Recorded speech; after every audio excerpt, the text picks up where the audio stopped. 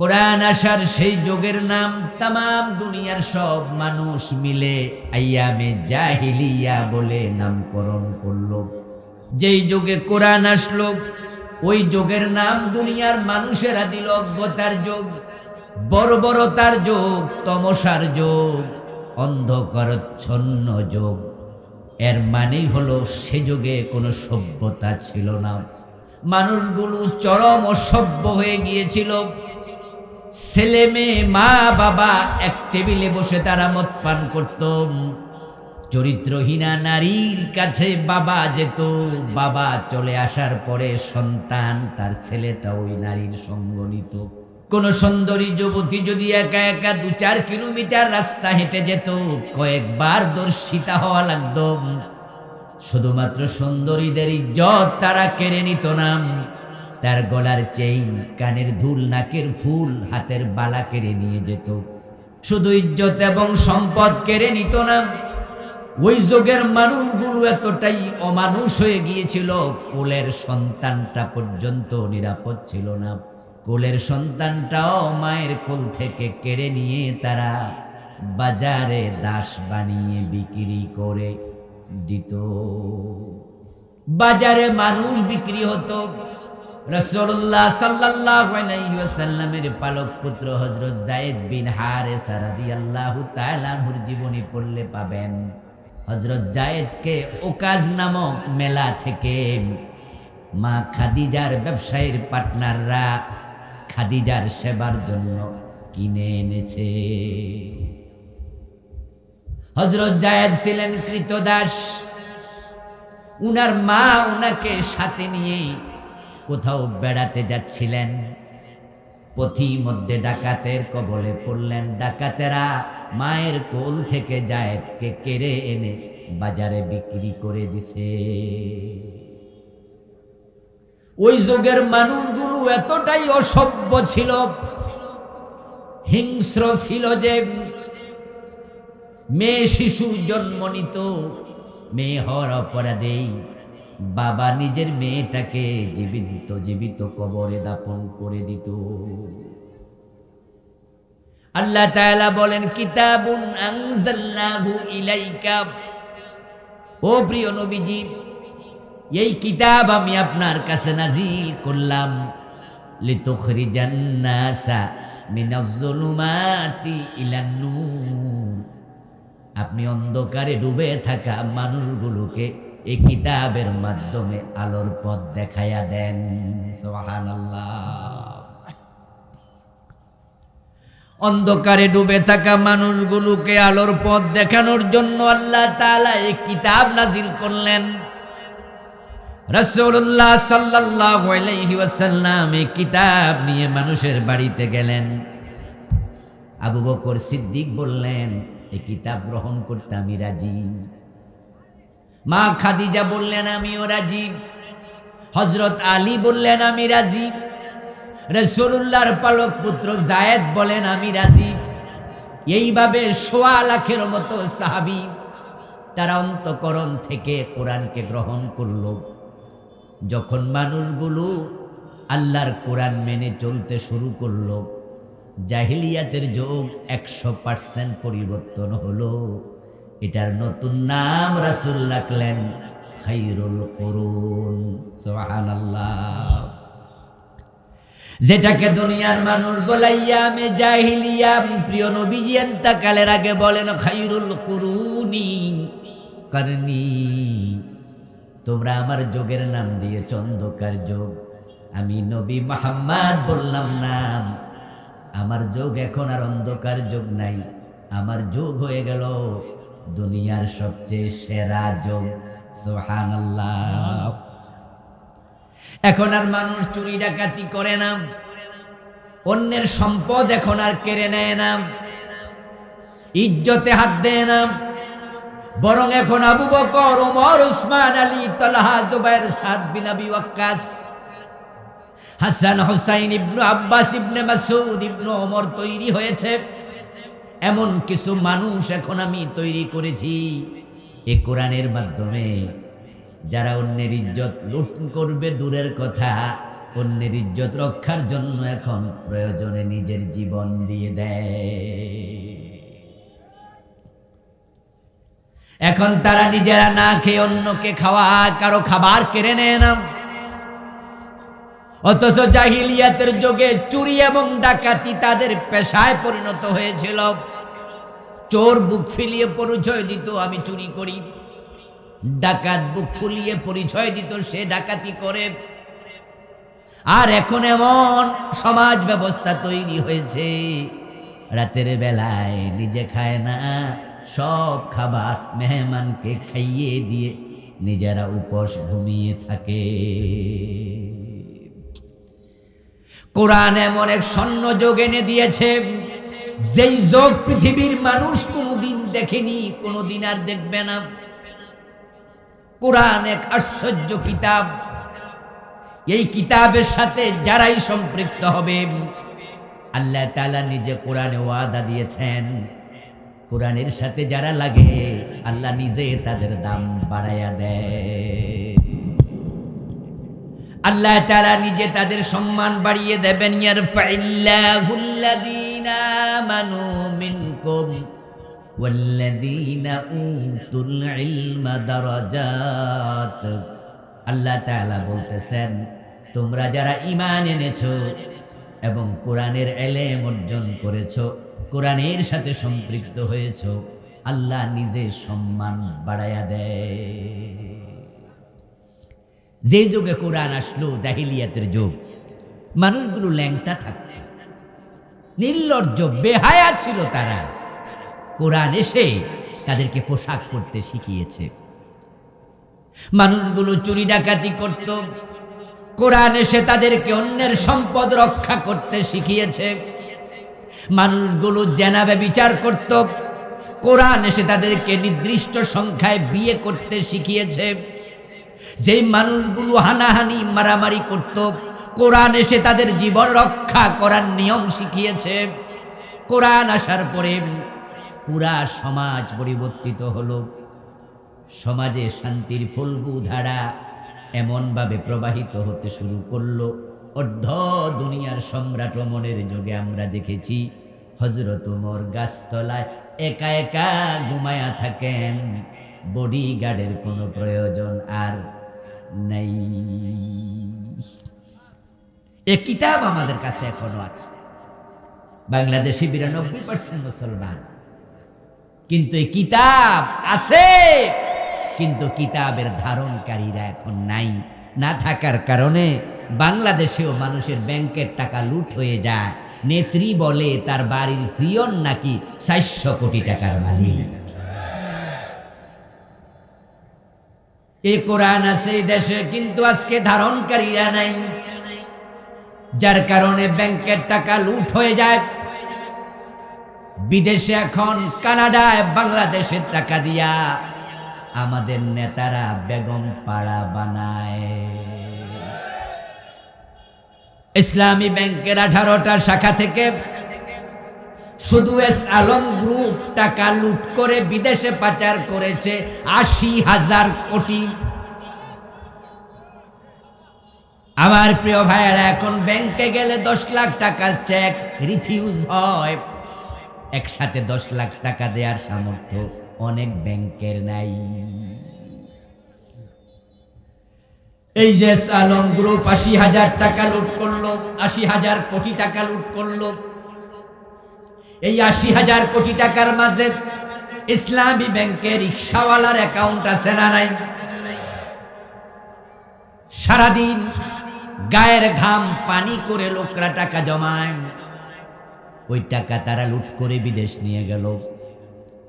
নিজের যুবতী হচ্ছে, মেয়েটা বিয়ে দেয়া লাগবে কিছুদিন পরে, তাই ভিক্ষা করা ওই মহিলাটা ফকিন্নি মহিলা, মেয়ে বিয়ে দেওয়ার চিন্তায় ইসলামী ব্যাংকে অ্যাকাউন্ট করে মাসে 1000 টাকা জমা দেয়।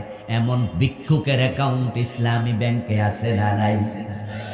80,000 কোটি টাকার মাঝে ভিক্ষুকের টাকাও আছে। আমার প্রিয় ভাইয়ারা, এমনটা কেন হলো?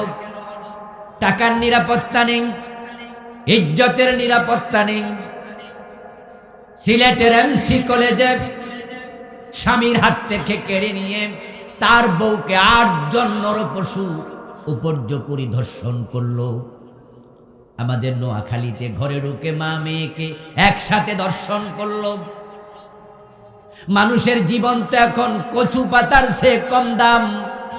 শুধুমাত্র ক্ষমতার মোহে পড়ে জুলাইয়ের 1 তারিখ থেকে 4 তারিখ অগাস্ট পর্যন্ত এই দেশে প্রায় 2000 মানুষকে হত্যা করা হয়েছে,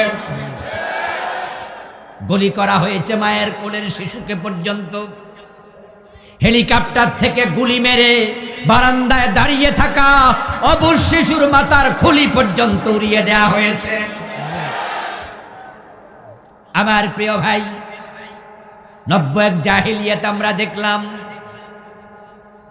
সুদ আছে, ঘোষ আছে, মদ আছে, হত্যা আছে, সন্ত্রাস আছে, রাহাজানি আছে, চিন্তায় আছে, মাল। এখন কোরআন থাকা অবস্থায় নতুন জাহেলিয়াত আসলো কেন? কারণ শুধু একটা, সেটা হলো কোরআনওয়ালারাই কোরআনের আইন মানতে রাজি হয় নাই। এখন কোরআন আছে গিলাপের ভিতরে, মসজিদের তাকে, কোরআন আছে হেফজখানায় ছাত্রদের কলবে, কোরআন আছে রমাদানে ইমামের পিছনে পড়ার জন্য খতম তারাবিতে। এই কোরআন সংসদে নাই, গণভবনে নাই, বঙ্গভবনে নাই, সচিবালয়ে নাই, মন্ত্রণালয়ে নাই, অর্থনীতিতে নাই, সমাজনীতিতে নাই, শিক্ষানীতিতে নাই। যার কারণে সমাজে শান্তি নাই। সমাজে শান্তি আসলে এই কোরআনকে মসজিদের তাক থেকে সংসদ ভবনে পাঠাতে হবে। আল্লাহর কোরআনকে সংসদে পাঠানো দরকার আছে না? না, যদি পাঠাতে পারেন শান্তি ফিরে আসবে। কিতাবুন আনজালনাহু ইলাইক, ও নবীজি কিতাব নাজিল করেছি, লিতুখরিজান নাসা মিনাজ যুলুমাতি ইলান নূর। জাহেলিয়াতের অন্ধকারে ডুবে থাকা এ মানুষগুলোকে আলোর পথ দেখাতে আমার রাসূল কোরআন আসার পরে তিনি মানুষকে সত্যের পথে আহ্বান শুরু করেছেন। ব্যাপারটা কিন্তু তা নয়। কোরআন এসেছিল প্রিয় নবীর বয়স যখন 40 বছর 6 মাস। স্বপ্ন যোগে ওহী নাজিল হয়েছে প্রিয় নবীর বয়স যখন 40, 6 মাস ওহী ছিল স্বপ্ন যোগে। আল্লাহর হাবিবের বয়স 40 বছর 6 মাস যখন হলো, তখন গারে হেরাতে কোরআন এসে গেল।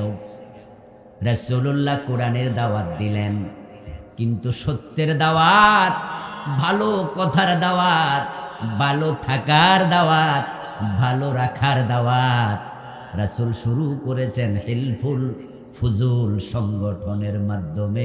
রাসূলের বয়স যখন মাত্র 17। কোরআনের দাওয়াত তিনি দিয়েছেন 40 বছর পরে, কিন্তু 17 থেকে দিয়েছেন তিনি ভালো কথা, ভালো রাখা, ভালো বলার দাওয়াত। সমবয়সী যুবকদেরকে সাথে নিয়ে 17 বছর বয়সে প্রিয় নবীজি সাল্লাল্লাহু আলাইহি ওয়াসাল্লাম হিলফুল ফুজুল তৈরি করলেন। মানুষের বাড়ি বাড়ি গেলেন। চুরি করো না, ডাকাতি করো না, চিন্তায় করো না, খুন করো না, ধর্ষণ করো না, মদ পান করো না, কথায় কথায় তলোয়ার উঠিয়ে মানুষের সাথে যুদ্ধে লিপ্ত হইও না। রাসূলুল্লাহ ভালো কথাগুলো বললেন, অন্যায় থেকে বিরত থাকতে বললেন। বলতে বলতে রাসূলের বয়স 40। পিছনে ফিরে তাকান, 17 থেকে 40, 23টা বছর দাওয়াত দিলাম, কিন্তু রেজাল্ট 0। একটা লোক চুরি ডাকাতি ছাড়ে নেই। চিন্তায় পড়ে গেলেন। 23 বছর মানুষকে বললাম ভালো হও, কেউ ভালো হলো না, কি করা যায়?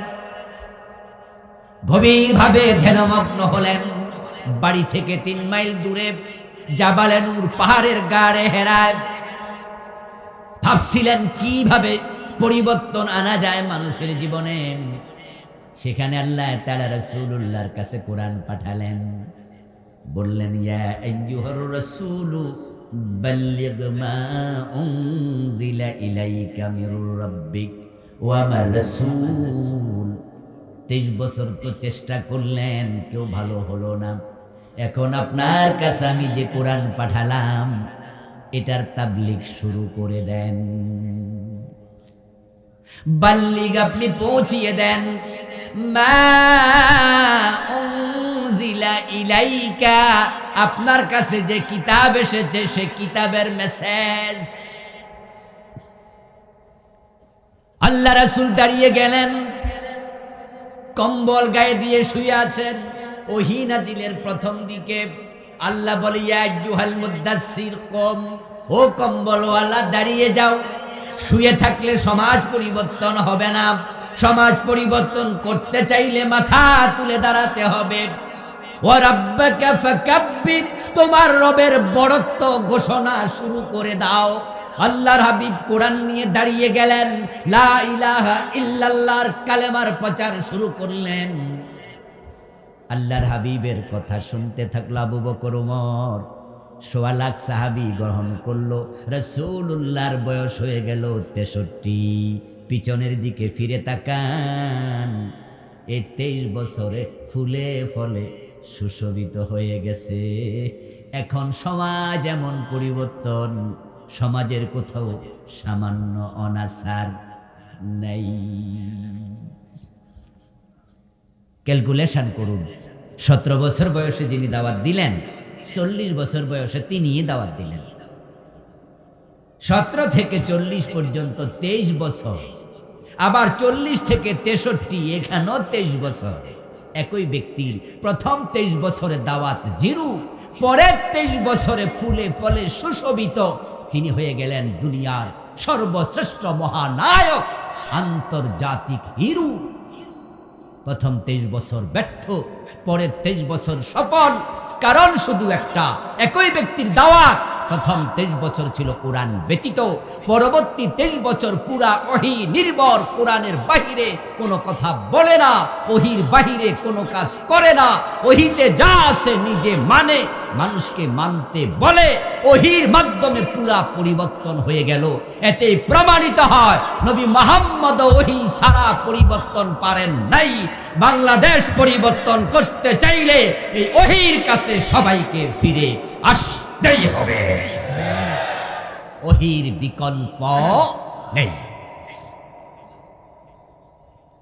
যে মুহাম্মদ ইবনে আব্দুল্লাহ প্রথম 23 বছর দাওয়াত দিলেন, তার মেধা, বুদ্ধি, প্রজ্ঞা, প্রত্যুৎপন্নমতিতা, বিচক্ষণতা, তার যেই সাহসিকতা, উদারতা, তার যত মানবিক গুণ ছিল, এগুলো 40 বছরে সেই হঠাৎ করে আল্লাহ পাঠান নাই। বরং আল্লাহ যেহেতু তাকে নবী বানাবেন, এই মানবিক গুণগুলো তার মাঝে সৃষ্টিগতভাবে আগে দিয়ে রেখেছেন। বুদ্ধির কোনো অভাব নাই, মেধার কোনো অভাব নাই, কিন্তু মেধা বুদ্ধি খাটাইয়া 23 বছর দাওয়াত দিলেন। কোরআন ছাড়া লাভ নাই। মেধা দিয়ে হবে না, বুদ্ধি দিয়ে হবে না, সমাজ পরিবর্তনের জন্য আল্লাহর কোরআন লাগবেই।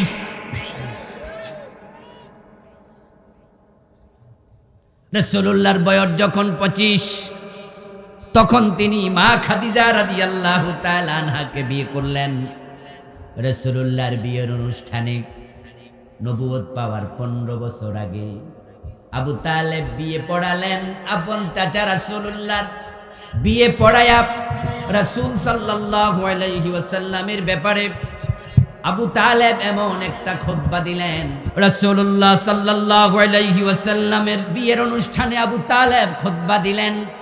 ওই খুতবায় প্রিয় নবীজির এমন প্রশংসা করলেন, অবাক হয়ে শুনবেন।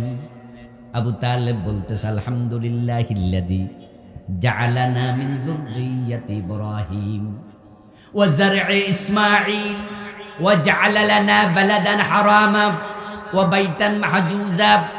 আল্লাহর প্রশংসা করলেন, ইব্রাহিমের প্রশংসা করলেন, ইসমাইলের প্রশংসা করলেন, কাবার প্রশংসা করলেন। এবার বলছেন না মুহাম্মদ ইবনে আব্দুল্লাহ লা ইউজানু বিহি ফাতাম মিন কুরাইশিন ইল্লা রুজ্জিহা বিহি বারকাতান ওয়া ফাদলান ওয়া আদলা। শোনো, আজকে খাদিজার সাথে আমার ভাতিজা আব্দুল্লাহর ছেলে মুহাম্মাদের বিয়া আমি দিলাম। আমার ভাতিজা মুহাম্মদ ইবনে আব্দুল্লাহ এমন এক যুবক, তামাম কুরাইশ যুবকদের চরিত্র যদি এক পাল্লায় দেয়া হয়, আমার ভাতিজা একা যদি হয় তার পাল্লা ভারী হবে। লা ইউজানু বিহি ফাতাম মিন কুরাইশিন ইল্লা রুজ্জাহা বিহি বারকাতান ওয়া ফাদলান ওয়া আদলা। কুরাইশের সেখানে বড় বড় নেতারা উপস্থিত। রাসূলুল্লাহ নবুয়তের 15 বছর আগে, তখন তো মক্কার লোকেরা উনাকে আলামিন বলতো, as-সাদিক বলতো। মক্কার কুরাইশ নেতাদের সামনে ভাতিজার প্রশংসা করতে গিয়া এ কুরাইশের অন্য যুবকদেরকে ছোট করা হচ্ছে কিনা এটা কেউ ভাবে নাই। যে কুরাইশদের যুবকদের চারিত্রিক বিচক্ষণতা, বুদ্ধি, প্রজ্ঞা সব কিছু যা আছে এক পাল্লায় দেও, আর আমার ভাতিজাকে আলাদা দেও। রুজ্জাহা বিহি, আমার ভাতিজার পাল্লা ভারী হবে। কেউ প্রতিবাদ করেনি, কেউ বলেনি যে তুমি তোমার ভাতিজার প্রশংসা এত করছো, আমাদের যুবকদেরকে ছোট কেন করছো। কারণ তারা সবাই জানতেন যে আব্দুল্লাহর বেটা মুহাম্মদের মতো এত জ্ঞানী, প্রাজ্ঞ, বিজ্ঞ, বিচক্ষণ, পণ্ডিত একটা যুবক মক্কাতে নাই। আল্লাহর হাবিবের এত পাণ্ডিত্য, এত বুদ্ধি, এত বিচক্ষণতা, এত মেধা 23 বছরে কি কাজ দিল? 17 থেকে 40-এর দাওয়াতে কি কাজ দিল? আল্লাহ নিজে বলছে লিতুখরিজান নাস মিনাজ যুলুমাত, আপনি কোরআন দিয়ে অন্ধকার থেকে বের করেন। এই শব্দ প্রমাণ করে 23 বছরের দাওয়াতেও সমাজের অন্ধকার দূর হয় নাই। আপনি চেষ্টা করেছেন কিন্তু পারেন নাই। এখন কোরআন দিলাম, এবার চেষ্টা করেন। কোরআন যখন আসলো অন্ধকার দূর হয়ে গেল। বাংলাদেশ স্বাধীন হলো 53 বছর হয়ে গেল। আমাদের যে নেতারা বাংলাদেশটাকে নিয়ে ভাবে, আমরা আমাদের নেতাদেরকে ছোট করে দেখতে চাই না। প্রেসিডেন্ট জিয়াউর রহমানের সততা নিয়ে কারো কোনো প্রশ্ন নাই। বঙ্গবন্ধু শেখ মুজিবুর রহমানের নেতৃত্ব নিয়ে কারো কোনো প্রশ্ন নাই। এই দেশে যদি 10 জন বড় রাজনীতিবিদের নাম আপনাকে বলতে বলা হয়, বঙ্গবন্ধু জিয়াউর রহমানের নাম আপনাকে বলতেই হবে। আমার বন্ধু বঙ্গবন্ধু জিয়াউর রহমানকে বাদ দিয়ে দেশের রাজনীতির ইতিহাস লেখা যাবে না। আওয়ামী লীগের লোকেরা গত 15 বছর দেশ চালাইছে। তারা খালেদা জিয়ার বিরুদ্ধে মামলা দিয়েছে, তার ছেলে তারেকের বিরুদ্ধে মামলা দিয়েছে, কত সমালোচনা করেছে, কিন্তু জিয়াউর রহমানের ব্যাপারে আওয়ামী লীগাররাও সমালোচনা করে না। কারণ তিনি সত্যি একজন দেশপ্রেমিক, সৎ মানুষ ছিলেন। এবং যারা আওয়ামী লীগের বিরুদ্ধে, আমরা আজকের এই দিনেও কথা বলি, আগস্ট বিপ্লবের পর আওয়ামী লীগের নেতারা বাংলাদেশ থেকে পালাতে বাধ্য হয়েছে। তাদের অপকর্মের অভাব নাই, কিন্তু এরপরেও আমরা বঙ্গবন্ধুর দিকে আঙ্গুল তুলি না। বরং এই দেশ স্বাধীন হওয়ার পিছনে বঙ্গবন্ধুর ভূমিকা আছে, এটা আমরাও অস্বীকার করি না। তিনি সোনার বাংলা বানাতে চেয়েছেন, পারেন নাই। যোগ্য নেতা ছিলেন জিয়াউর রহমান, সোনার বাংলা বানাতে পারেন নাই।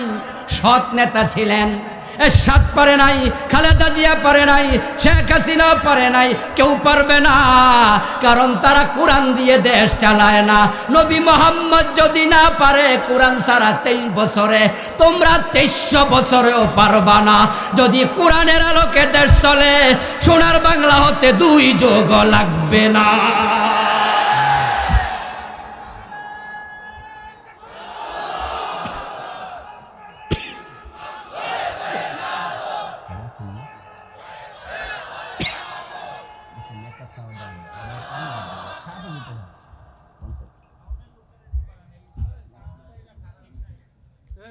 আমার প্রিয় ভাই, বলতেছিলাম অন্ধকার থেকে আলোর পথে আসতে কোরআনের প্রয়োজন আছে না নাই? কোরআনের বাহিরে সব অন্ধকার। এই জন্য আল্লাহ তাআলা কোরআনকে নিজে নাম দিয়েছেন নূর। আমিনু বিল্লাহি ওয়া রাসূলিহি ওয়ান-নূরিল্লাযী আনজালনা। আল্লাহ বলো, দুনিয়ার মানুষ, তোমরা ঈমান আনো আল্লাহর উপরে এবং রাসূলের উপরে। ওয়ান-নূরিল্লাযী আনজালনা, সেই নূরের উপরে যে নূর আমি আল্লাহ নাজিল করেছি। রাসূলুল্লাহ সাল্লাল্লাহু আলাইহি ওয়াসাল্লামের জন্য বলেছেন, মান কালা বিহি সাদাকা। তুমি সত্য দেখতে চাও তাহলে কোরআনের কাছে যাও। যে ব্যক্তি কোরআন দিয়ে কথা বলবে সে সত্যবাদী, কারণ কোরআন আল্লাহর কালাম। আল্লাহর কালামের মাঝে মিথ্যার কোনো সম্ভাবনা নাই। আল্লাহর কালাম সত্য। মান কালা বিহি সাদাকা ওয়া মান হাকামা বিহি আদালা। ন্যায় বিচার যদি দেখতে চাও আল্লাহর কোরআনের কাছে যাও। যে ব্যক্তি কোরআন দিয়ে বিচার করবে সে ন্যায় বিচার করবে। ন্যায় বিচারের জন্য কোরআনের কাছে যাওয়া দরকার আছে না নাই? আচ্ছা, আমাদের বাংলাদেশের আদালতে 53 বছরে কোরআন দিয়ে কোনো বিচার হয়েছে? কোরআন দিয়ে বিচার না হওয়ার কারণেই তো বিচারালয় অন্যায় ভরপুর হয়ে গেছে। এইখানকার বিচারকদেরকে টাকা দিয়ে কেনা যায়। বাংলাদেশের হাইকোর্টের বিচারকেরা দিল্লির প্রেসক্রিপশন ফলো করে আল্লামা সাইদির মতো আলেমকে যাবজ্জীবন জেল দিয়ে দেয়। এই দেশের বিচারকদেরকে টাকা দিলে তাদেরকে কিনে ফেলা যায়। তারা টাকার কাছে বিক্রি হয়ে যায়। তারা মিথ্যা বিচার করে। আল্লামা সাইদি রাহমাহুল্লাহকে নিয়ে যে স্কাইফি কেলেঙ্কারির ভিডিও ফাঁস হয়েছিল, অডিও ফাঁস হয়েছিল, স্কাইফি কেলেঙ্কারির অডিও রেকর্ড আপনারা ফেসবুকে, ইউটিউবে শুনেছেন। এখনো সেগুলো ইউটিউবে খুঁজলে পেতে পারেন, যেখানে বিচারপতি নিজামুল হক বলেছেন তার আলোচনার মাঝে, এটা গ্রাম্য বিচারের মতো, আমরা যেমনে চাই এমনেই হবে। গ্রাম্য বিচার বোঝেন তো? গ্রামে যখন সালিশ বসে ওখানে কি সংবিধান ফলো করে বিচার হয়? গ্রামে যেখানে সালিশ বসে ওখানে কোনো সংবিধান দেখে বিচার হয় না, কোনো আইনের বই দেখে বিচার হয় না। গ্রাম্য মাতবরেরা যেদিকে যায় বিচার সেদিকে হয়ে যায়, ঠিক কিনা? গ্রাম্য সালিশে যদি চেয়ারম্যান মেম্বার উপস্থিত থাকে তাইলে চেয়ারম্যান মেম্বার যে পক্ষ নেয় ওই পক্ষই জিত। এটা ন্যায় হলো জিত, অন্যায় হলেও জিত। অন্য যারা আছে তারা শুধু দর্শকের ভূমিকা রাখে। গ্রাম্য বিচারে যেমন কোনো কিছু ফলো করা হয় না, আইন মানা হয় না, সেখানে গায়ের জোর প্রাধান্য পায়। বিচারপতি নিজামুল হক বলেছেন এটা গ্রাম্য সালিশের মতো, আমরা যা করি তাই হবে, এবং সেটাই হয়েছে।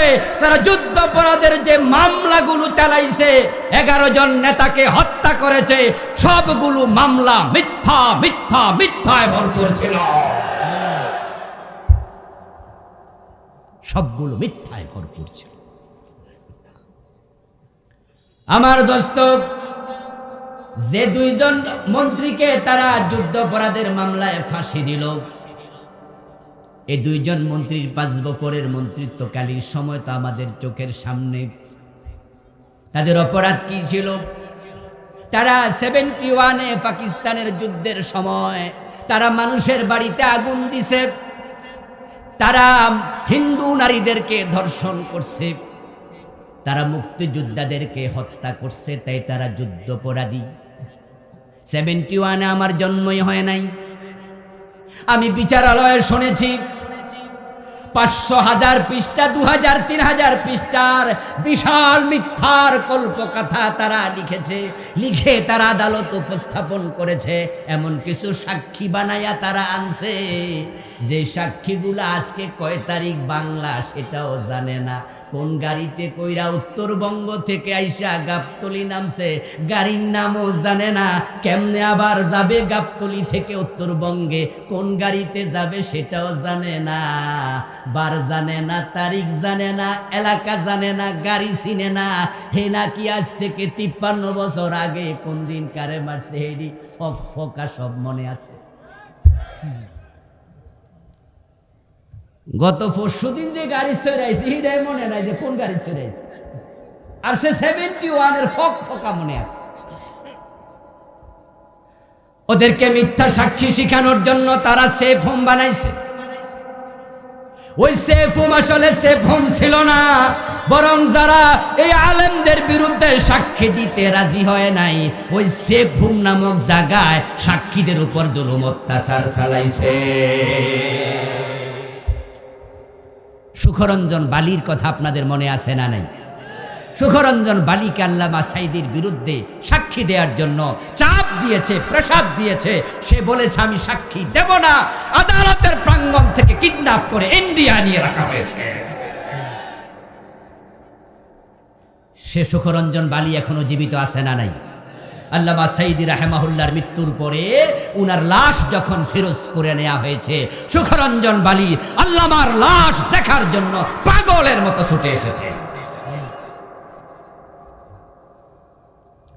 গ্রাম্য সালিশের মতো বিচার হয়েছে।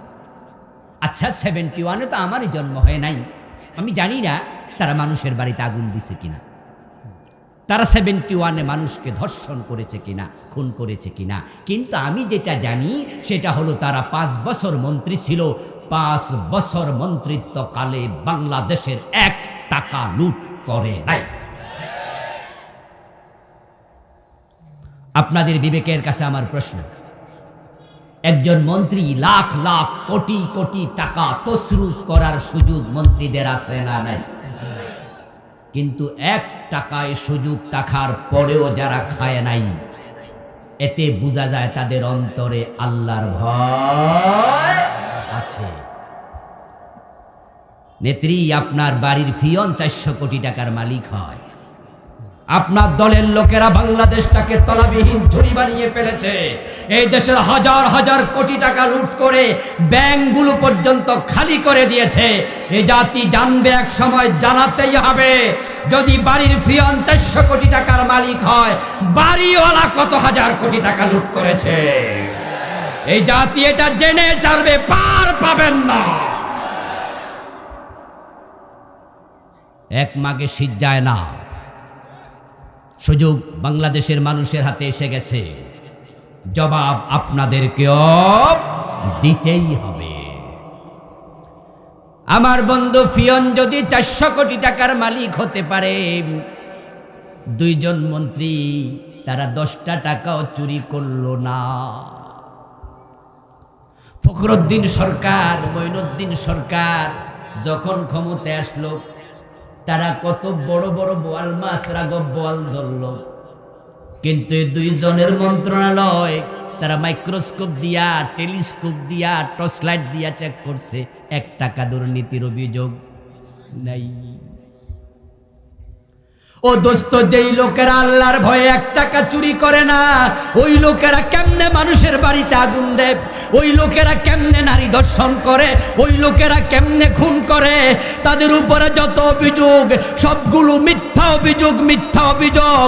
বরং আইনের নামে বেআইনি জুলুম করে এ মানুষগুলোকে হত্যা করা হয়েছে। আদালতে নেই বিচার যদি আমরা পেতে চাই, আপনারা পেতে চান, আল্লাহর কোরআনের আইনে বিচার দরকার আছে না নাই? আমার নবী মুহাম্মদুর রাসূলুল্লাহ সাল্লাল্লাহু আলাইহি ওয়াসাল্লাম যখন মদিনা নামক রাষ্ট্র চালাইছেন 10 বছর, সেখানকার আদালতের বিচার মন মতো ছিল না, কোরআন মতো। হযরত আবু বকর, ওমর, ওসমান, আলী রাদিয়াল্লাহু তাআলা আনহুম তারা যখন দেশ চালালেন 30 বছর, হযরত ওমর তো অর্ধ পৃথিবী চালাইছে। কবি নজরুল চমৎকার ভাবে বলেছেন, অর্ধ পৃথিবী করেছো শাসন, ধুলার তখ্তে বসে, খেজুর পাতার প্রাসাদ তোমার বারে বারে গেছে খসে। আপনাদের কাছে আমি জানতে চাই, হযরত ওমর অর্ধ দুনিয়া যখন চালালেন, ওই অর্ধ পৃথিবীর বিচারালয় মন মতো চলেছে না কোরআন মতো? এখন বাংলাদেশের আদালত আল্লাহর কোরআন দিয়ে চালানো দরকার আছে না নাই? যারা চালাবে না, যারা চালায় নাই, তাদের ব্যাপারে আল্লাহর বক্তব্য কি? আমার ওয়াজ শুনে আপনি মনে করছেন এটা রাজনৈতিক ওয়াজ হচ্ছে বুঝি? আমি বলছি হ্যাঁ দোস্ত, ইসলামের মাঝে রাজনীতি আছে না নাই? আমার রাসূলের জীবনে রাজনীতি আছে না নাই? তো ইসলামে রাজনীতি থাকলে রাজনীতির ওয়াজ প্রয়োজন আছে না নাই? আমি তো আমার বাবার রাজনীতি বলি না, আমি আমার নেতার রাজনীতি বলি না, আমি আমার কোন দলের রাজনীতি বলি না। আমি যেই রাসূলকে ফলো করে মসজিদে ডান পা দিয়ে ঢুকি, যেই নবীকে ফলো করে দাঁড়িয়ে রেখেছি, যেই নবীকে অনুসরণ করে ঘুমাতে গিয়ে ডান কাতে ঘুমাই, যেই নবীকে ফলো করে থুতু ফেলতে বাম দিকে থুতু ফেলি, যেই নবীকে ফলো করে ডান হাতে খাবার গ্রহণ করি, আমি তো সেই নবীকে ফলো করে দেশ চালানোর কথা বলি।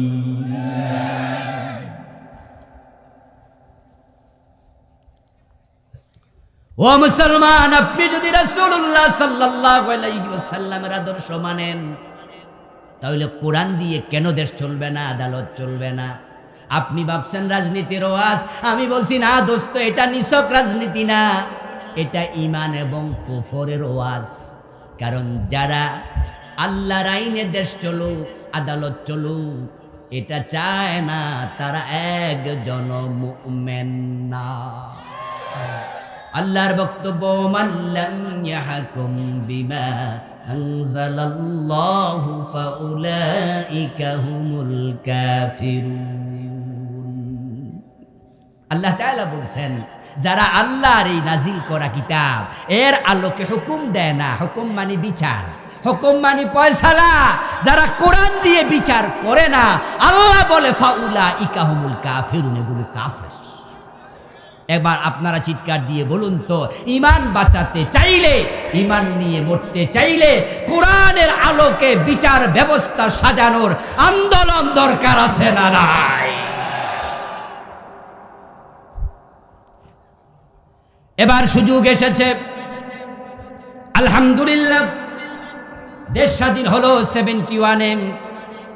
72-তে সংবিধান লিখলেন ডক্টর কামাল হোসেনের নেতৃত্বে।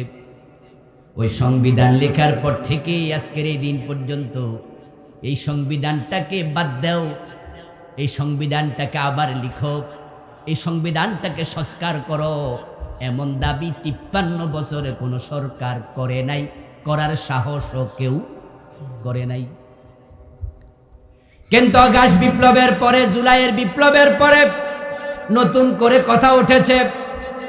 অন্তর্বর্তীকালীন সরকার, আপনারাই তো মধ্যে দেখেছেন, তারা সংবিধান নতুন করে লেখার জন্য কমিটি বানাচ্ছে। কেউ বলেছে সংস্কার করুন, কেউ বলেছে না রিরাইট হবে, নতুন করে লেখা হবে। প্রশ্ন হতে পারে কেন? উত্তর হলো, সংবিধানের অসংখ্য ধারা তো এখন মুলতবি। প্রধানমন্ত্রী যখন চলে গেলেন, এ 53 বছরে বাংলাদেশের কোনো প্রধানমন্ত্রী পালাইছে নাকি? প্রধানমন্ত্রী যখন পালালেন, প্রধানমন্ত্রীর সাথে সংশ্লিষ্ট সংবিধানের ধারাগুলো নিজে নিজে মুলতবি হয়ে গেল, কারণ প্রধানমন্ত্রী তো নাই, পালাইছে। এবার বলুন তো, মন্ত্রী পরিষদ কি আছে না পালাইছে? তো মন্ত্রী পরিষদের সাথে সংশ্লিষ্ট ধারাগুলো আলটিমেট মুলতবি হয়ে গেছে। 3 নাম্বার প্রশ্ন, 300 এমপি আছে না তারাও পালাইছে? তো এমপিদের সাথে সংশ্লিষ্ট ধারাগুলো নিজে নিজে মুলতবি হয়ে গেছে। যখন নিজে নিজে সংবিধানের অসংখ্য ধারা মুলতবি, তখন প্রশ্ন উঠতেই পারে, এই সংবিধান চেঞ্জ করো, যে সংবিধান 53 বছরে কোন রকমের শান্তি দিতে পারে নাই, নিরাপত্তা দিতে পারে নাই, এই সংবিধান পাল্টাইয়া নতুন সংবিধান করো। যেহেতু সরকার উদ্যোগ নিয়েছে, আমরা মুসলমানেরা মাথা তুলে দাঁড়াইয়া তার সাথে যদি ঘোষণা করতে পারি, বলতে পারি, এই সংবিধান আর রাখবো না, এটা বাদ দিয়া কোরআনকে সংবিধান বানাও। আন্দোলন শুরু হলে হতে পারে এবারই সংসদে আল্লাহর কোরআন ঢুকে যাবে। সুযোগ আছে না নাই? কোরআন সংবিধান হোক, কে কে চাও হাত তোলা দাও। নারায়ে তাকবীর।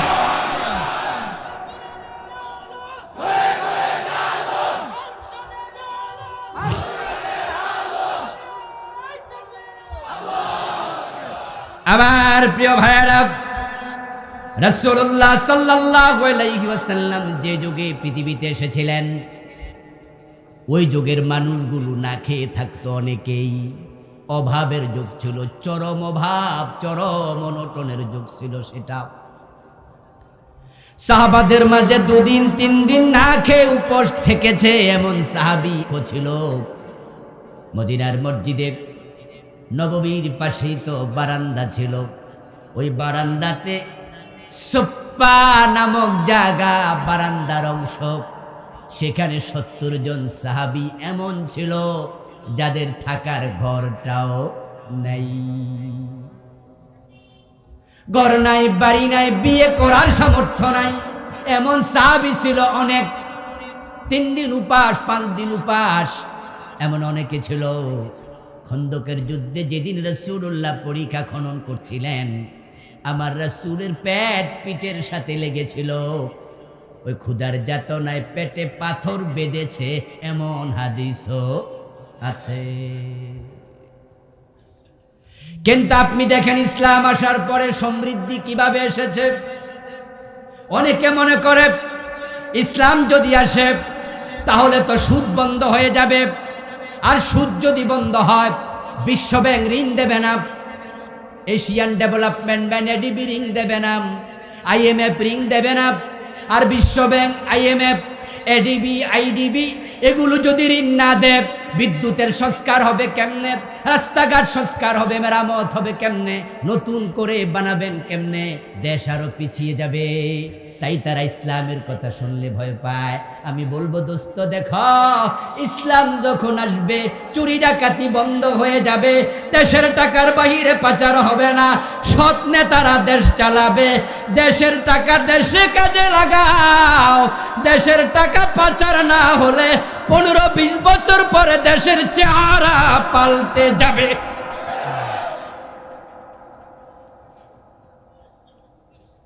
হযরত ওমরের যুগে জাকাত বিভাগের কর্মচারী জাকাতের টাকা কাঁধে নিয়ে ঘুরতো, জাকাত খাওয়ার মতো লোক আর ছিলই না।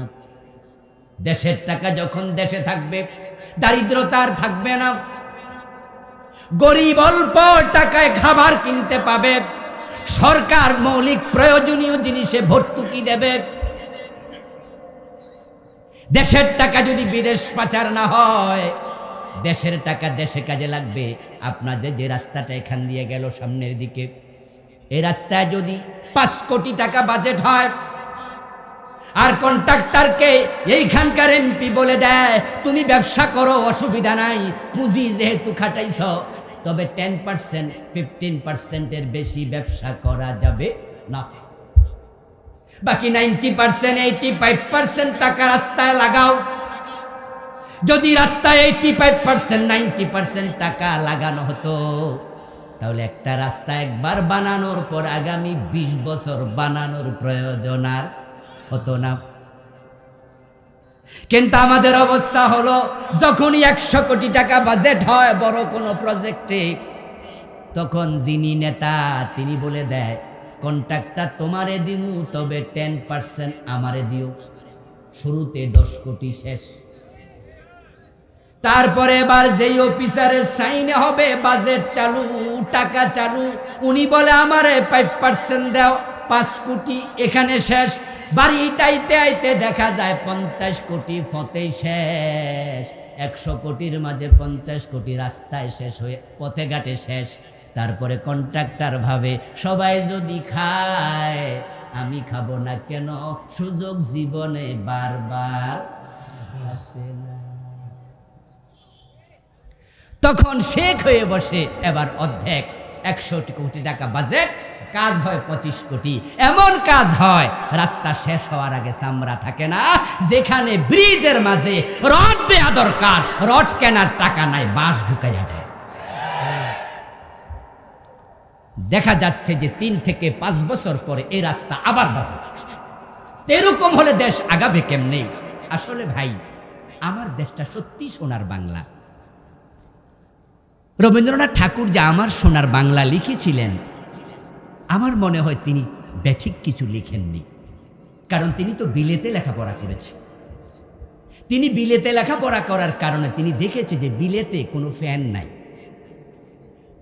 লন্ডনে কোনো ঘরে বৈদ্যুতিক পাখা নাই, কারণ ও দেশে শীত বেশি, ঘরে হিটার আছে। 4 থেকে 5 মাস পুরা লন্ডন বরফের নিচে ঢাকা থাকে। ওই 5 মাস ফল ফসল কিচ্ছু হয় না। আমিও গিয়েছি ইউরোপ আমেরিকার অনেকগুলো দেশে, আল্লাহ সুযোগ দিয়েছে, আরাবিয়ান কান্ট্রি। আমি আমেরিকাতে গিয়ে এমন সময় গেলাম, গিয়ে দেখি নভেম্বর মাসে আমার নাকের ভিতরে রক্ত জমে গেছে। আমি আমাদের ভাইদেরকে বললাম, এত শীত সহ্য করেন কেমনে? আমারে বলে, হুজুর শীত তো ডিসেম্বরে আসবে, এখন তো শীত আসেই না। যদি আপনি থাকেন দেখবেন। আমি বললাম, আল্লাহ যেন না দেখায়। 10 দিন থেকে আমি চলে এসেছি, এত প্রচণ্ড শীত, আমি অসহ্য।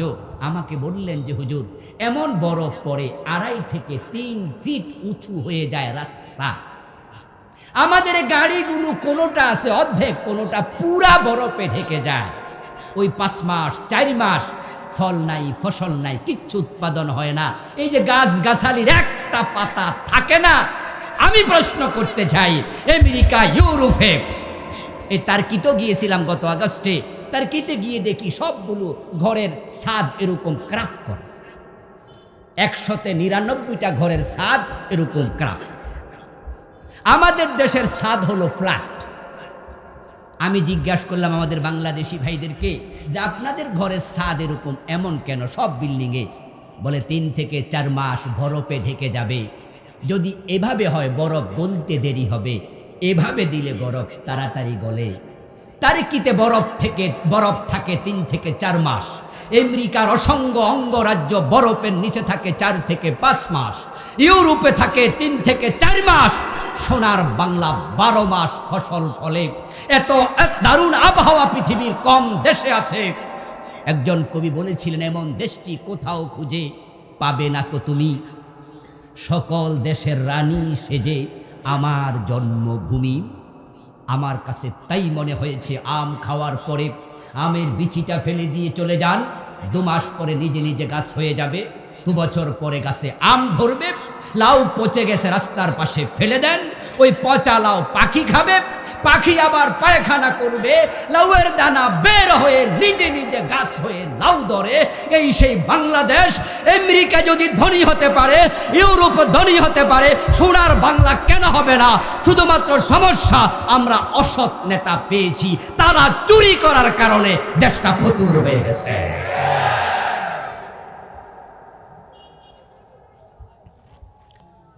এখানে মালয়েশিয়া গিয়েছেন অসংখ্য ভাই আছেন এখানে।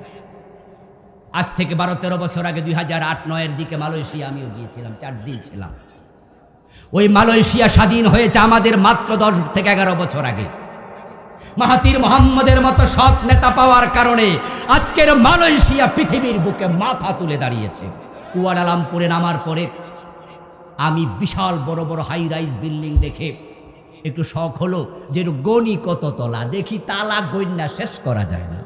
50 তালার উপরে কুয়ালালামপুরে বিল্ডিং আছে 100-র বেশি, অথচ আমার বাংলাতে 50 তালা একটা বিল্ডিংও নাই। কেমনে হবে? দেশের টাকা লুট করে যারা বিদেশ পাঠায়। আল্লাহর কোরআনের কাছে ফিরে আসো, দেশটা কোরআনের আইনে চালাও, আর সৎ নেতাদের হাতে তুলে দাও। সোনার বাংলা হতে বেশি দিন লাগবে না। শান্তি সমৃদ্ধির প্রয়োজনে আমরা আল্লাহর কোরআনের কাছে ফিরে আসতে চাই। আল্লাহ তাআলা রাসূল বলছেন, খায়রুকুম মান তাআল্লামাল কুরআনা ওয়া আল্লামা। এই কোরআন যারা পড়বে, কোরআন যারা মানুষকে পড়াবে, কোরআন যারা শিখবে, কোরআন যারা মানবে, আমার রাসূল বললেন তারা হলো সমাজের সবচেয়ে ভালো মানুষ। এই কোরআনের সাথে লাগার কারণে লাইলাতুল কদর সেরা রাত হয়ে গেল, 1000 মাসের চেয়ে শ্রেষ্ঠ। এই কোরআনের কারণে রমাদান মাস হয়ে গেল 12 মাসের মাঝে সেরা। এই কোরআনের কারণে কম দামি গিলাপ সম্মানিত হয়ে যায়। এই কোরআনের কারণে 100 টাকার রিয়াল কোরআনের গায়ে লেগে সম্মানিত হয়ে যায়। এখন যদি আমরাও কোরআনের সাথে লাগতে পারি, আমাদেরও সম্মান বাড়িয়ে দেবেন কে? এমন এক দামি কিতাব কোরআন, এটা শিখার জন্য যখন কেউ ঘর থেকে বের হয়, ফেরেশতারা তার পায়ের নিচে পাখা বিছিয়ে দেয়। ইন্নাল মালাইকাতা লা তাদউ আজনিহাতাহা রিদাল লিতালিবিল ইলম। পরিতাপ, আজকের সে মুসলমানরা কোরআন ছেড়ে দিয়েছে। আপনারা এখানেও অনেকে আছেন যারা আল্লাহর কোরআনটা দেখে দেখে পড়তে পারে না। কোরআন দেখে দেখে পড়তে পারে না, পড়তে পারলেও শুদ্ধ পারে না, শুদ্ধ পারলে অর্থ জানে না, অর্থ জানলে আমল করে না, এমন লোকের সংখ্যাই বেশি। তা আমরা মুসলমানরাই যদি কোরআন ছাইরা দেই, হিন্দুরা কোরআন ধরবে? এই জন্য আহ্বান রাখতে চাই, আজকে আলোকিত সমাজ চান, কোরআনের কাছে ফিরে যান। বৃদ্ধ বয়সে চান না সন্তান আপনাকে বৃদ্ধ নিবাসে পাঠিয়ে দেখ, ওল্ড হোমে পাঠিয়ে দেখ। বৃদ্ধ বয়সে সন্তানকে চান আপনার খেদমতের জন্য, সেবার জন্য 2 হাত বাড়িয়ে দেখ। সন্তানকে কোরআন শিখান। আপনার কবরের পাশে দাঁড়িয়ে রাব্বির হামহুমা পড়ে দোয়া করুক, চোখের পানি ছেড়ে দিয়ে কাঁদুক। এটা যদি চান, সন্তানকে কোরআন শিখান। এক সময় তো সকালবেলা ঘুম থেকে উঠলেই আমাদের মা চাচিরা আমাদেরকে মসজিদে পাঠাতো, যা মুক্তবে যা, মুক্তবে যা, মুক্তবে যা। রাস্তার পাশ দিয়ে যাওয়ার সময় কুরাশ কণ্ঠে সূরা ফাতিহার তেলাওয়াত শুনে মানুষ মুগ্ধ হয়ে যেত। আমি মাদ্রাসায় পড়তাম, ওই মাদ্রাসায় ধান তুলতে যেতাম সকালবেলায়, কান্দে চালের বস্তা নিয়া মাদ্রাসার কালেকশন করার জন্য মানুষের বাড়িতে গেলে দেখতে পেতাম উঠানে বসে বসে মুরব্বীরা কোরআন পড়ছে। মা, ও চাচি, মাদ্রাসার ধান দেন। ঘরের সামনে গেলে ভিতর থেকে গুনগুন শব্দে কোরআন পড়ার আওয়াজ কানে আসতো। এখন সেই দৃশ্য আর নাই। কিন্টার গার্ডেনের ধাক্কায় বক্তব্যগুলো বন্ধ হয়ে গেল। এখন বস্তা বইয়ের বস্তা কাঁধে নিয়ে মাও যায়, বাবাও যায়। সন্তান তো একা পারবে না, কারণ সন্তানের ওজন 8 কেজি, বইয়ের ওজন তো 6 কেজি। এত বই সে বইবে কিভাবে, সহ্য করবে? তাই মা বাবা দৌড়াচ্ছে, ইংরেজি শিখার জন্য পাগল হয়ে গেছে, কোরআন শিখাচ্ছে না। কান খুলে শুনে রাখো মুসলমান, দিন না শিখিয়ে ইংরেজি অঙ্ক শিখাতে যেও না। তোমার ছেলে কোরআন বাদ দিয়া আল্লাহর ভয় অন্তরে না রেখে যদি শিক্ষিত হয়, যত বড় শিক্ষিত হবে তত বড় বদমাশ হবে।